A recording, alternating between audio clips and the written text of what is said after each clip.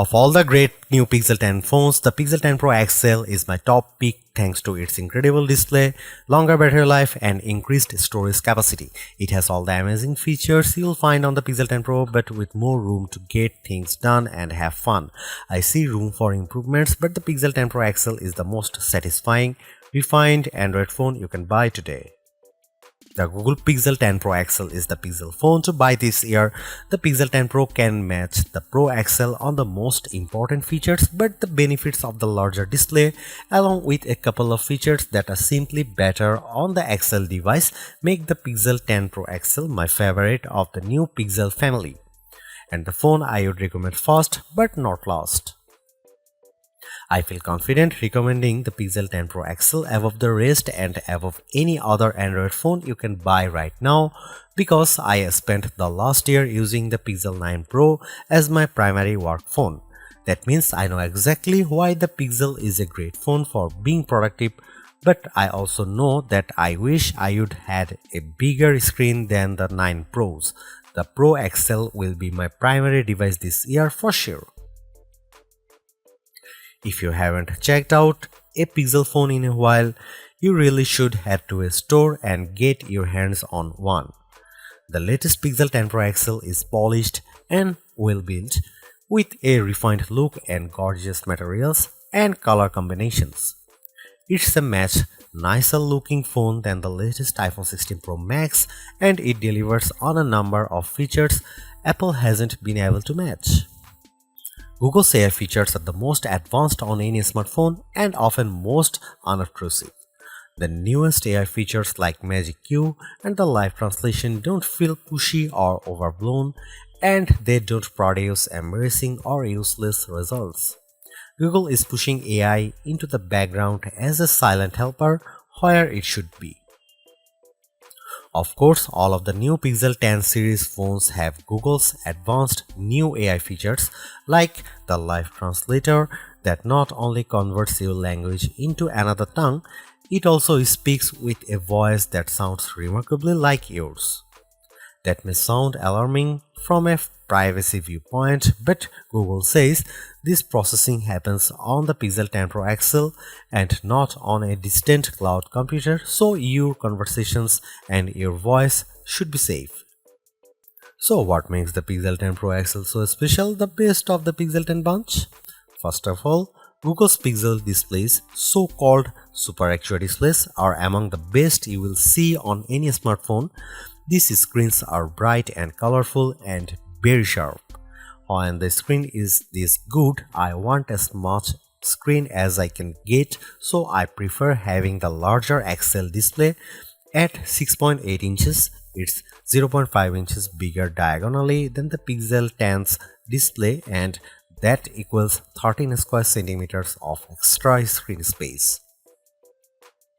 The Pixel 10 Pro XL also has the largest battery of all the new Pixel phones, and that equates to the longest battery life, both in my real-world testing and our battery rundown test. It wasn't a massive difference. The Pixel 10 Pro XL only lasted an hour longer than the Pixel 10, still every bit helps. The Pixel 10 Pro XL also charges faster than any other Pixel 10 device, whether you are charging wirelessly or with a USB-C cord. If you have a 45-watt charger, the Pixel 10 Pro XL can charge that fast compared to the 30-watt charging on the other two Pixel 10 phones. The Pixel 10 Pro XL can also use faster wireless charging. Again, it's not a huge difference, but every detail matters. The biggest benefit for me is the combination of Google's winning Super Actua display with the Pixel 10 Pro XL cameras. If I am taking serious photos, I want the biggest viewfinder possible to get the right shot. The extra screen space on the Pro XL phones felt like a big advantage, and if photography is important to you, I'd recommend the Pro XL phone first.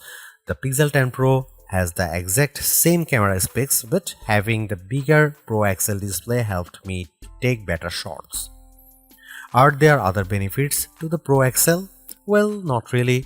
It isn't any faster than the Pixel 10 Pro or even than the Pixel 10. In our benchmark tests, the extra RAM in the Pro models didn't seem to make much difference. Pixel phones still disappoint if you only care about the numbers. I don't rely on benchmarks, though the Pixel 10 Pro XL was satisfying and quick in almost every task. There was some lag on the camera, but most of other features, including the latest AI helpers, ran smoothly with no delays.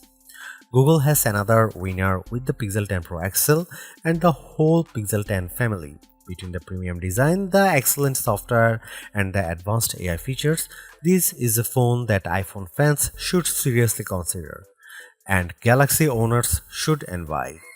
I'll be keeping this phone close by, snapped to my MagSafe charging stand until an even better Pixel comes along.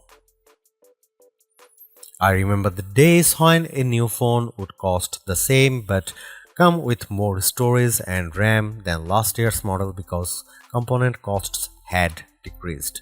This year's Pixel 10 Pro XL is more expensive than before and it comes with 256 GB of storage, but I'm not awarding Google any medals for giving the phone enough space. This phone should be cheaper. To be fair, 256 GB of storage is the right amount unless you play a ton of games or you shoot video with your phone at high resolution. There's a 1TB model available, but only serious enthusiasts need apply, and you know who you are. The color options this year are a bit drab. I like the moonstone color and the jade, but they aren't very exciting. My review unit is the porcelain white, which looks classy but a bit bland. Google also sent along a silicone case with magnets built in that matches the phone perfectly. If you want the 1TB storage option, it's only available in the black obsidian. The Google Pixel 10 Pro XL is the Pixel 10 Pro all blown up. It doesn't add any extra buttons or physical details. The two phones look identical, just at a different scale. That's a good thing because the Pixel 10 Pro is a great looking phone and it keeps the same exact design as the Pixel 9 Pro. That was my favorite phone of last year. If it ain't broke, don't fix it. I like the Pixel 10 Pro XL design even more than the latest iPhone 16 Pro Max. It feels just as refined as Apple's phone with fewer unnecessary buttons to get in the way. Does anyone actually use the camera control? I know I don't. To be fair, I don't use the temperature sensor on the back of the Pixel 10 Pro XL, but I can ignore that easier than a button. The color options are a bit professional and bland, but closer inspections shows more attention to detail than I would have expected from Google. The jade color of my Pro review sample, for instance, was matched with a light gold frame that looks barely glided. It's a gorgeous match. The speaker grills on the bottom of the phone are new and color matched to the frame you choose. It's a nice touch that most people won't ever notice. I have no complaints about the Pixel 10 Pro XL design except that I would like to see more interesting color options. Google at least matches its phones perfectly with its silicone case colors, and like the Pixel 10 phones, the latest cases have magnets inside that secure a very strong connection to any Pixel Snap or MagSafe accessories you might buy.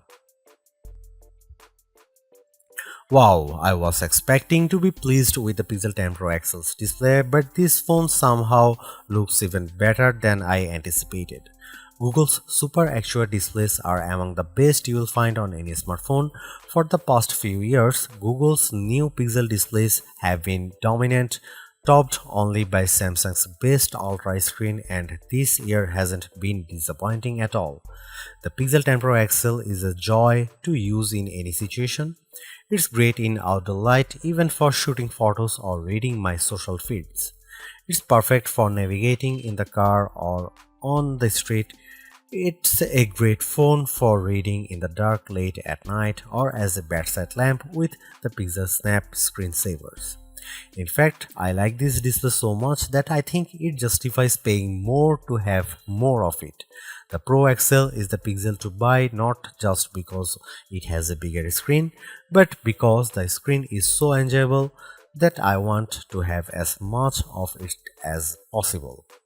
Whether I'm watching videos, taking photos, or playing games, the Pixel 10 Pro XL display is my favorite on any smartphone I own. The Google Pixel 10 Pro XL highlights Google's clean and well-designed interface. I love the Material 3 expressive interface design, as Google calls it Pixel version of Android. It's friendly without feeling cartoonish, and it packs plenty of useful widgets and tools that are easy to manage and don't hog my attention. With so much screen space, it was a joy to create AI wallpapers and populate my home screen with Google's sleek widgets. I let the phone set all of my icon and widgets colors to match my wallpaper, creating a unified theme, and the phone darkened the colors as the day went on, finally flipping to dark mode after sunset. That's the best of Pixel, a well-designed interface filled with just enough useful features to make the phone a tool you always want in your pocket. The Pixel 10 Pro XL will definitely remain my primary work phone after this review is published. It gives me simple customization and shortcuts that removes the clutter of apps from my home screen and surface just the information I need. I wish iOS was better at this. The Pixel 10 Pro XL also has some of the most useful AI features you'll find on a phone, and I am a big fan of Google's call screening tools. I can let Google AI answer when an unknown number calls, and it will give me a text transcript of whether my caller says, then I can decide whether to answer the call or not. This feature is only available on Pro Pixel models, and it's worth the upgrade if you take a lot of calls. Apple lets you make a contact card for yourself that will accompany your phone number when you share your details. Google lets you make the contact card for your contacts instead of having them do the work. That seems like a better solution since not everybody owns an iPhone and Apple's contact card don't work across platforms. Even Google's Daily Hub is more useful than other attempts I have seen. Samsung, Motorola, and now Google all offer a homepage for your personal information gathered and summarized by AI. On my Galaxy S25 Ultra, the now brief page has been useless at best and oddly flippant at worst. On the Pixel 10 Pro XL, the Daily Hub offers more useful information, links I actually enjoy, and easy access to more information.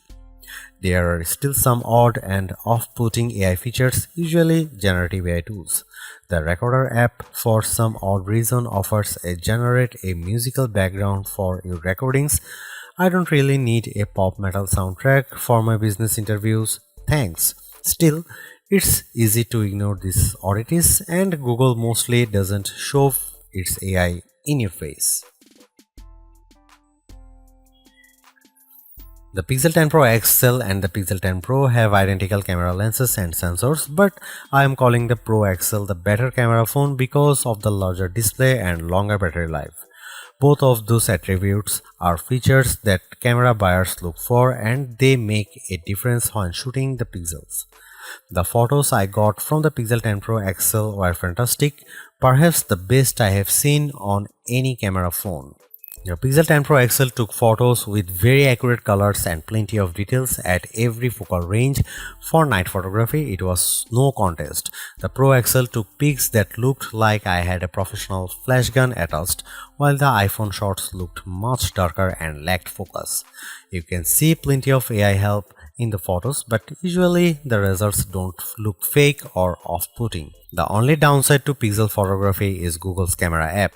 It's a nightmare. It's hard to use with settings that seem to conflict with each other. Adjust one setting like changing from 12 megapixel to 50 megapixel resolution, and a handful of other settings suddenly go dark without warning. Here you can see some camera samples of the new Google Pixel 10 Pro XL.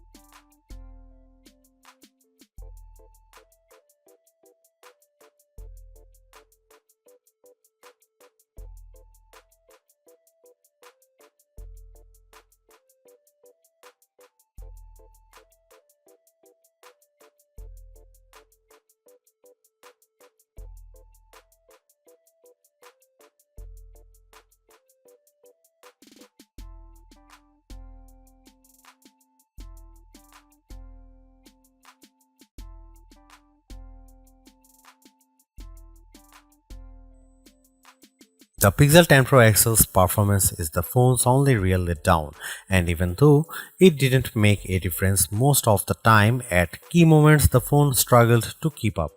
The gap between Pixel performance and the rest of the smartphone world isn't shrinking, it's getting bigger and uglier every year. The Pixel 10 Pro XL had no trouble navigating the Android menus and launching apps as quick as can be, but not every feature was so smooth. I had trouble in the camera app, especially when I changed to the higher 50 megapixel resolution. The camera sometimes stalled after I hit the shutter button and made me wait for a few moments until I could snap my next shot. That's a huge disappointment, and I don't know any other phone outside cheap bargain options that fails to perform basic tasks this manifestly. I can press the shutter button on my OnePlus 13 as fast as my finger can fly, and it never misses a beat, likely thanks to the Qualcomm Snapdragon 8 Elite chipset inside. Qualcomm has a superior platform this year, and phone makers who don't use the latest Elite options are being left behind in more ways than one. I no longer think the Tensor G5 is good enough for the Pixel 10 Pro XL. It isn't. It can't keep up with the latest Android software and features, and it's time for Google to rethink its platform strategy. Google's made a few but effective upgrades to the Pixel 10 Pro XL. It's a masterclass in efficiency, changing and improving just enough to stay almost the top of the pack in the most areas. The display's brightness is unmatched, and the camera's ultra-wide perhaps aside offer a balanced natural look that I can see a lot of people liking. It's unfortunate the Pixel 10 series is still the lowest powered of the flagship phones on sale today and lags behind its main rivals on battery efficiency. Hopefully, access to Google's latest AI tools makes up for that for anyone who decides to take the plunge, although perhaps give it a couple of months if this is your primary reason. Hopefully by then the seemingly incomplete Magic Q and the preview version of the camera coach will have been made whole. The Galaxy S25 Ultra may still be a better pick for you if you want more power and power efficiency from your phone. The Pixel 10 Pro may also be a better fit than the XL, considering you only sacrifice display size and battery life for a cheaper phone that's otherwise just as capable as its large sibling.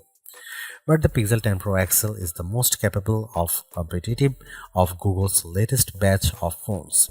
If you are buying a phone right now and want best-in-class software combined with top-tier hardware, this Pixel is probably the one to pick.